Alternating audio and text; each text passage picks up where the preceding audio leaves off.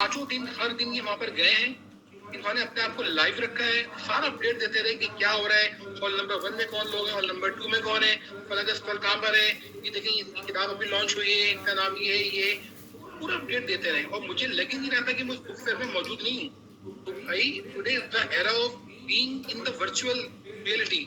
आप एक वर्चुअली हर जगह मौजूद होते हैं, आपको जरूरत नहीं है कि आप फिजिकली आए। हाँ, इसका थोड़ा फायदा उन लोगों को जरूर मिल जाता है जो वहाँ पर मौजूद है, जो बड़े शोहरत के हैं, लेकिन इसका कतई ये मतलब नहीं है कि जो छोटे इलाकों से हैं वो सिलसिले में कुछ भी नहीं कर सकते, वो बहुत कुछ कर सकते हैं। आप सोचें, अपने आसपास देखिए, कुछ ना कुछ करें, इंशाल्लाह होगा।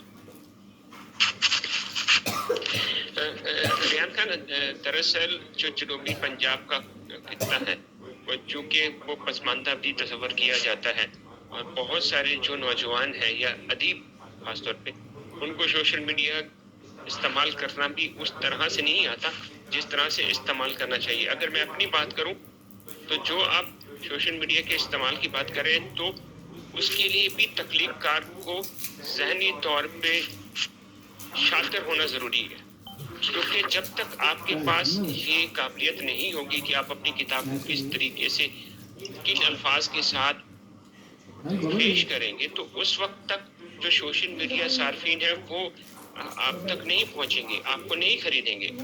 तो मैं आपको एक दिलचस्प किस्सा बताऊं कि फुल कॉन्फ्रेंस हुई लाहौर में, तो एक मारूफ अदीब है, उन्होंने मुझे कहा कि आप तो सोशल मीडिया पे छाए हुए हैं। ये 2021-22 की बात है।